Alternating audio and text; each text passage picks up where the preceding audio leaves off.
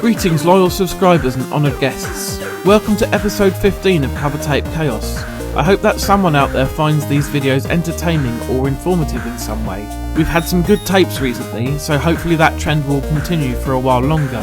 This time we have a rugby game, which I will do my best to understand, more Elvira, the classic game Dandy, which inspired Gauntlet, and an action adventure called Equinox. Are you ready? Then let's press play on tape. Firstly, it's the return of everybody's favourite Mistress of the Dark. This time Elvira is starring in her own action game instead of an RPG, and it's decent enough I suppose.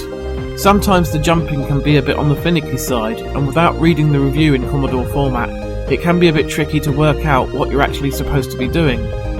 It's a pretty large demo, and you're free to roam in whatever direction you feel like. Eventually though, you will run into dead ends and locked doors, so you need to find keys and other ways to progress.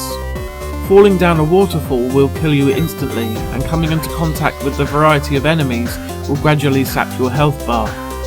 I like the graphics.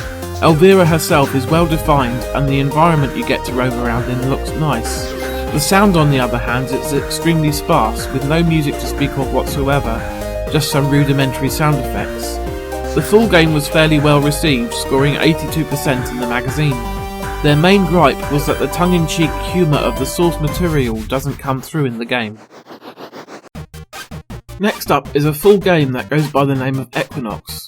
What you're supposed to do in this one can be a little confusing, so if you do intend to try it for yourself, I would recommend watching another video on YouTube that demonstrates how you play, at least for a few minutes until you get the gist of it. Basically, your main aim is to find and decontaminate all of the radioactive canisters spread throughout the facility. In order to do this though, you will need to use many other items scattered around the levels in order to progress, such as drills, coins to operate the teleporters, and keys to open locked doors. As with a lot of these games that appear on the power packs, experimentation is the key until you figure out what you need to do and in which order you need to do it in. Equinox was a bit of an elderly game by the time it appeared on this tape, having been released some 5 years earlier, so the graphics are starting to show their age a bit but are not too shabby really. There's a lovely bit of SID music on the title screen, but sadly none in the main game itself. Instead you have the usual range of laser effects and 8-bit explosions. A fun time for those who have the patience to figure out the levels and work their way to the end. The third item on the tape is Dandy, and it's another full game. I've really been looking forward to finally playing this because I've enjoyed the Gauntlet games a lot over the years, and I read an article about Dandy in Retro Gamer quite some time ago, which stated that it was directly inspired by the Gauntlet series. Hopefully it still holds up pretty well. Let's see. Yep, the similarities to Atari's franchise are clear to see as soon as you begin playing. I don't think you can destroy the monster generators in this one though. Other than that, the top-down dungeons, the keys, the food, and the swarms of baddies are all very similar.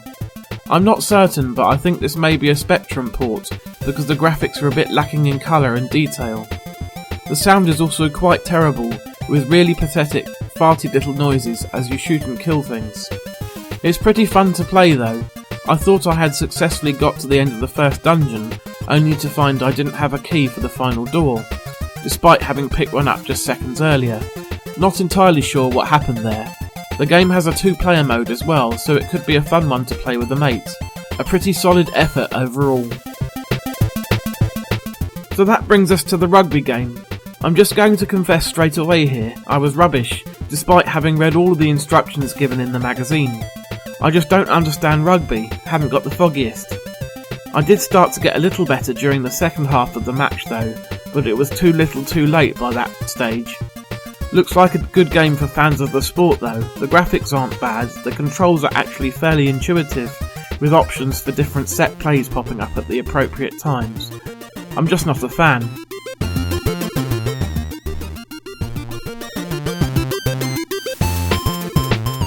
So that's it for another tape.